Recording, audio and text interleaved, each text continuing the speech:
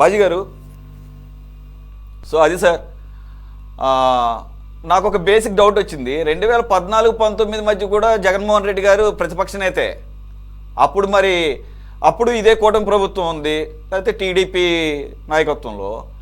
మరి అప్పుడు ఆయన అన్ని వేల కిలోమీటర్లు పాదయాత్ర చేస్తే రానటువంటి, అది కూడా రెగ్యులర్గా డైలీ రానటువంటి భద్రతాపరమైనటువంటి కన్సర్న్స్ ఇప్పుడు ఎందుకు వస్తున్నాయి? అసలు అప్పుడు ఒక్కడు కూడా నాకు గుర్తులేదు, ఒక్కడు కూడా గుర్తులేదు. మరి ఇప్పుడు ఎందుకు ఈ రకమైన పరిస్థితి వచ్చిందంటే ఏమంటారు సార్? ఇది strategy from the side of వైసీపీనా, or it is the strategy from the side of గవర్నమెంటా? సురేష్ గారు, ముందుగా మీకు ప్యానెల్లో ఉన్న పెద్దలు గురునాథం గారికి, అట్లాగే మిత్రుడు రమేష్ కృష్ణాంజలి గారికి, మన వీక్షకులందరికీ కూడా శుభ సాయంకాలం అండి. అందరికి నమస్కారం. ఇప్పుడు జనరల్ గా ఏంటంటే, ఈ జగన్మోహన్ రెడ్డి గారి భద్రత విషయంలో ఇప్పటికే గతంలో కూడా అనేక సార్లు ఈ చర్చలు జరిగినాయి. ఆఖరికి హైకోర్టుని కూడా వీళ్ళు ఆశ్రయించారు. మాకు భద్రత ఇవ్వట్లేదు, జగన్మోహన్ రెడ్డి గారికి సరైన చాలినంత భద్రత ఇవ్వట్లేదు అని చెప్పేసి. సాధారణంగా ఏంటంటే, ఒక మాజీ ముఖ్యమంత్రికి భద్రత అనేది ఏ అంశం మీద ఇస్తారంటే, అతనికి థ్రెట్ ఏమైనా ఉందా, ప్రాణహాని ఉందా, లేకపోతే అతని మీద ఇంటెలిజెన్స్ ప్రాణహాని ఉందా అనేది ఎవరు నిర్ణయిస్తారు? కేంద్ర ఇంటెలిజెన్స్ బ్యూరో నిర్ణయించి ఒక నివేదిక ఇస్తుంది, ఇతనికి ప్రాణహాని ఉందని. దాని ఆధారంగా ఇంటెలిజెన్స్ బ్యూరో ఇచ్చిన ఆధారంగా సెక్యూరిటీ ఇంత ఇవ్వాలనేది ఉంటుంది. ఇప్పుడు జగన్మోహన్ రెడ్డి గారు ముఖ్యమంత్రిగా ఉన్నప్పుడు 136 మందిని పోలీసుల్ని సెక్యూరిటీగా ఇచ్చారు.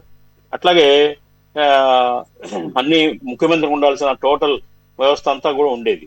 ఇప్పుడు ఆయన మాజీ ముఖ్యమంత్రి, ఇప్పటికీ కూడా జడ్ ప్లస్ కేటగిరీ సెక్యూరిటీనే మెయింటైన్ చేస్తున్నారు. ఆయనకి రికార్డ్స్ ప్రకారం చూస్తే ఆయనకి 58 మంది పోలీస్ ప్రొటెక్షన్ ని యాడ్ పర్ ది రూల్స్ ఇస్తున్నారు నేటికి. యాక్చువల్గా మరి అది నిబంధనల ప్రకారంగానే సెక్యూరిటీ ఇస్తున్నారు. వీళ్ళు మరి జనాన్ని లక్షలాది మందిని మరి తరలించేసుకొని ప్రతి ఒక్క స్థానిక నాయకులకి టార్గెట్లు ఇచ్చి లక్షలాది మందిని పోగేస్తే అంతమందికి సెక్యూరిటీ ఎట్లా కల్పించగలుగుతారండి? ఇంకొకటి ఏంటంటే, సెక్యూరిటీ ఇచ్చే ఒక ప్రొసీజర్, ప్రోటోకాల్ ఉందండి. పోలీసు వారు పర్మిషన్ ఇస్తారు. పర్మిషన్ ఇచ్చినప్పుడు మీరు ఎన్ని వాహనాలు వెళ్ళాలి, ఎంతమందిని కార్యకర్తలు వస్తున్నారు, అట్లాగే ఎక్కడ మీ కార్యక్రమం జరుగుతుంది, ఎప్పుడు ప్రారంభిస్తారు, ఎప్పుడు ముగిస్తారు, అట్లాగే రూట్ మ్యాప్, ఇవన్నీ కూడా పోలీసు వారికి ఇస్తే వాళ్ళు దాని ప్రకారంగా ఎన్ని వాహనాలు వస్తున్నాయి, ఇంతమంది జనం వస్తారు, కాబట్టి దాని ప్రకారంగా వాళ్ళు పోలీస్ ఫోర్స్ నియమిస్తారు. ఇది ప్రొసీజర్ జనరల్ గా ఎవరికైనా కానీ వీళ్ళు అడ్డగోలుగా ప్రతిసారి ఇదే లొల్లి, ఇదే తగాదా, ప్రతిసారి కూడా ఇష్టం వచ్చినట్టు జనాన్ని పోగేయటం. అందులో ఇప్పుడు ఇందాక మీరు ఒక వ్యాలిడ్ క్వశ్చన్ అడిగారు సురేష్ గారు.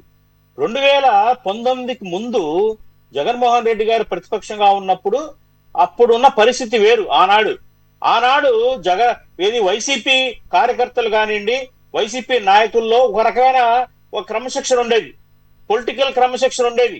ఇవాళ అది లేదు. ఇవాళ వైసీపీలో అరాచకం ఎక్కువైపోయింది, కార్యకర్తల్లో విశృంఖలత్వం ఎక్కువైపోయింది, విచక్షణ జ్ఞానాన్ని కోల్పోతున్నారు.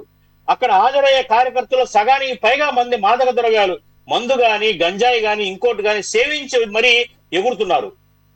ఆ కల్చర్ మారిపోయింది. ఆ కల్చర్ మారిపోబట్టే ఇవాళ ఆ రకమైన అసలు ఆ ర్యాలీ చూస్తే, ఆ రోడ్ షో చూస్తే భయానక వాతావరణం కనిపిస్తా ఉంది. సామాన్య ప్రజలు ఎవరు వచ్చి జగన్మోహన్ రెడ్డి మీద గారు నిజంగా అభిమానంతో చూద్దాం ఆయన్ని అని చెప్పేసి వచ్చి చూసే పరిస్థితి కూడా లేనట్లుగా అక్కడ వ్యవహారాలు ఉన్నాయి. దీనికి కారణం వాళ్ళు ఆత్మవిమర్శ చేసుకోవాలి, ఆత్మ పరిశీలన చేసుకోవాల్సిన అవసరం ఉంది. ఎక్కడ మార్పు తేవాలనేది, ఇది ప్రజల్లో వీళ్ళకి ఏదో పేద అభిమానం ఉందని చెప్పేసి మెసేజ్ వెళ్ళదు. ఈ రకమైన ర్యాలీతోటి, ఈ రకమైన రోడ్ షోలతో అట్లా వెళ్ళదండి. ఈ అరాచక మోకతోటి వైసీపీ వాళ్ళు చెలరైపోతున్నారు అనే ఒక మెసేజే వెళ్తుంది. అది మీకే నష్టం, అది గ్రహించాలి ముందు. అట్లాగే అమిత్ షా దగ్గరికి వెళ్ళారు, అమిత్ షాకు రిప్రజెంటేషన్ ఇచ్చారు, మాకు రాష్ట్ర ప్రభుత్వం భద్రత ఇవ్వటం లేదని చెప్పేసి. కేంద్రం ఏం చేస్తుందండి? కేంద్రం సిఆర్పిఎఫ్ కానీ, లేకపోతే వాళ్ళ ఇంకొక ఇది ఉంది వింగ్, ఆ వింగ్ ని కానీ, ఇది ఏఎస్జి, ఎన్ఎస్జి అనేది వింగ్ ఉంది, ఎన్ఎస్జి కానీ సిపిఆర్ఎఫ్ కానీ వీళ్ళు కేంద్ర ప్రభుత్వం అధీనంలో సెక్యూరిటీ ఫోర్సెస్.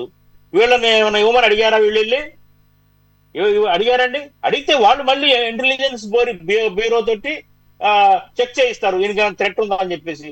గతంలో ఒక హైకోర్టులో ఒక 2020 జూన్ లో హైకోర్టులో ఇదే అంశం మీద వాదోపవాదాలు జరిగినప్పుడు కేంద్ర ఇంటెలిజెన్స్ బ్యూరో వచ్చి సాక్ష్యం చెప్పింది, అక్కడ రిపోర్ట్ ఇచ్చింది, జగన్మోహన్ రెడ్డి గారికి ఎటువంటి ప్రాణహాని లేదు, లైఫ్ థ్రెట్ అనేది లేదు అని హైకోర్టులో స్వయంగా ఇంటెలిజెన్స్ బ్యూరో రిపోర్ట్ ఇచ్చింది, నివేదిక. ఇంకా ఫర్దర్ గా ఏం చేస్తారండి? చేయాల్సింది మీరే. పార్టీ వైసీపీ పార్టీయే క్రమశిక్షణలో ఉంచుకోవాలి.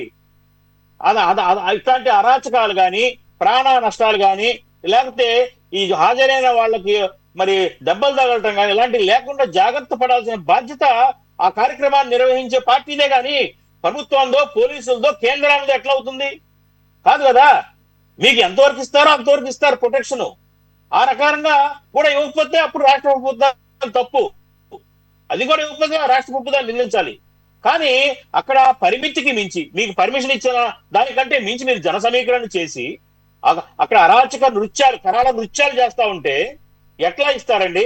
ఓ విచక్షణ కోల్పోయి ప్రవర్తిస్తున్న వాళ్ళని ఎలా చేస్తారు? ఎవరికి రక్షణ కావాలి? ప్రజలకు కావాలి. అక్కడ ఈ వైసీపీ కార్యకర్తల నుంచి ప్రజలకు రక్షణ కావాలి, అంతేగాని జగన్మోహన్ రెడ్డి కాదు కావాల్సింది రక్షణ. పోలీసు ప్రొటెక్షన్ ఏర్పాటు చేస్తే కనుక ప్రజలను రక్షించడానికి పోలీస్ ప్రొటెక్షన్ కావాల్సిన పరిస్థితి ఉంది అక్కడ ఈ ర్యాలీల్లో. కాబట్టి ఏంటంటే ఇకనైనా కానీ ఆత్మవిమర్శ చేసుకోండి, కరెక్ట్ గా వెళ్ళండి, గౌరవంగా ఉంటుంది. డిగ్నిఫైడ్ ర్యాలీలు పెట్టండి, డీసెంట్ ర్యాలీలు పెట్టండి, డీసెంట్ గా రోడ్ షో నిర్వహించండి. జగన్మోహన్ రెడ్డి గారు ఎందుకు వెళ్తున్నారో, ఏ పర్పస్ తో వెళ్తున్నారో ఆ రోడ్ షోలో ఆ పర్పస్ ని సక్రమంగా నిర్వర్తించనేయండి. సీనియర్ అప్పరాజు దగ్గరికి వెళ్ళారు, ఏమన్నా ఫలితం ఉందా? ఏమీ లేదు. ఎవరిని పరామర్శించారు? వెనక్కి వచ్చేసారు. కారణం ఏంటి? దానికి ఎవరు బాధ్యులు? అలాగే పొగాకు రైతులు అన్నారు, మనం మిర్చి రైతులు అన్నారు. సక్రమంగా రైతులు మన ఘోషణ విన్నారా? ఆ రైతుల ప్రాబ్లమ్స్ మీద అడ్రస్ చేశారా? అదేం జరగట్లేదండి. ఇక్కడ బల ప్రదర్శన కోసం మాత్రమే జగన్మోహన్ రెడ్డి గారి కార్యక్రమాలను రూపొందిస్తున్నారనేది జగమెరిగిన సత్యం. ఆ బల ప్రదర్శనలో భాగంగానే స్థానిక నాయకుల్ని ఉసిగొల్పి టార్గెట్లు ఇచ్చి జనసేకరణ చేస్తున్నారు. ఇది ఎలా జనసేకరణ చేస్తున్నారో అందరికీ తెలిసిందే. ఏమేమి ఇస్తారో, ఏమేమి ఆఫర్స్ ఇస్తారో జనాన్ని రావడానికి అందరికీ తెలిసిన విషయమే. ఆ ఆఫర్ల ద్వారానే ఇదంతా కూడా జరుగుతుంది. ఇది గ్రహించండి. ఇది మంచిది కాదు, మీకు చెడ్డ పేరు వస్తుంది. ఇది గ్రహించి మీరు మార్చుకోండి, పంధాన్ని మార్చుకోండి. Z+ కేటగిరీ అమల్లో ఉంది, దాని రూల్స్ ఉన్నాయి. ఆ రూల్స్ ప్రకారంగా మీకు ప్రొటెక్షన్ ఇస్తున్నారా లేదా, ఆ పాయింట్ వరకు కన్ఫైన్ అవ్వండి. అంతేగాని మీరు లక్షల మందిని పోగేసి మన 50,000 మంది పోలీసులు పెట్టమంటే ఏ ప్రభుత్వం వల్ల సాధ్యం కాదు. ఇది గ్రహించాల్సిన అంశం, ఈ ప్రజలు కూడా గ్రహించాల్సిన అంశం అని చెప్పేసి ఈ వేదిక ద్వారా నేను తెలియజేస్తా ఉన్నాను. ఇది కొత్త కాదండి, గతంలో జరిగిన ర్యాలీలో కూడా ఇదే. 20 వాహనాలుగా అనుమతిస్తే 100 వాహనాలతో వెళ్తారు వీళ్ళు. 10,000 మందికి అనుమతిస్తే లక్షలాది మందిని పోగేస్తారు. మీకు బలం ఉన్న సంగతి, నిజంగా బలం ఉంటే ప్రదర్శించుకోవాల్సిన అక్కర్లా, మీరు ఇట్లా ప్రదర్శించుకోవాల్సిన పనిలే. మీకు నిజంగా బలం ఉంటే జనమే గుర్తిస్తారు, మీ బలాన్ని జనమే గుర్తిస్తారండి. ఈ బల ప్రదర్శన దేనికండి? ఓకే.